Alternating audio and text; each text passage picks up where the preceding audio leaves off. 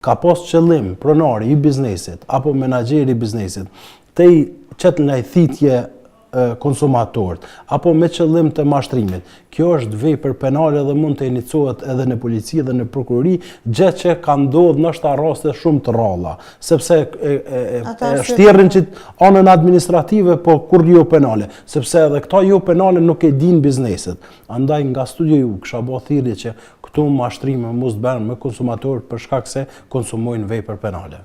Cilët janë ato hapa që të bëjnë me kuptu që është mashtrim me tendencë e jo thjesht neglizhencë, se ata arsyetohen. Jo rallëherë më ka ra me përjetu të tilla gjana, që ku i kam edhe të fotografume, barkodi i njëjtë, çmimi me zbritje i njëjtë, kur shkova te Arka, para një jave, një vaj ulliri dashta me marë, me çmim 3-4 euro ma shumë.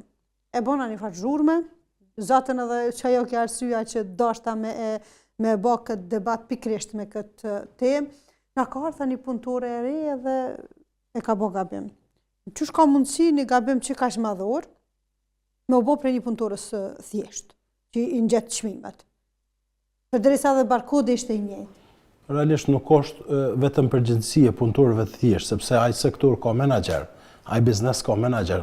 Sa do i vogël ose i madh që është. Kështu që përgjegjësia nuk mbetet veç te ai punëtor që ka arru me largu për shembull çmimi me zbritje. Atë do të kqyr menaxhere dhe nuk tash si vrehet për shembull që ky mashtrim është bërë me tendencë apo për arsye të përfitimit.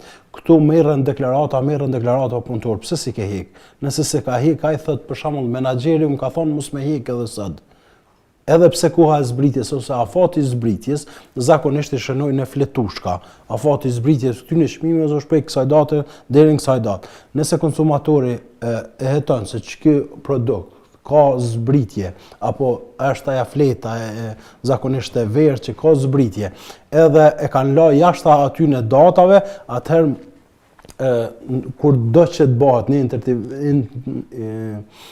intervistim një punëtorit, kur e ka qitë ato, edhe ati blerësit, atër mund të jetohet se kena mashtrim. E këto mashtrime arsyetohen zakonisht se ka arru punëtori, apo nuk e kanë hekur me ku, po si do që tjetë këtu mund të jetë edhe vija e hollë penale që konsumon vepër penale, e për vepër penale edhe shkohet në burg.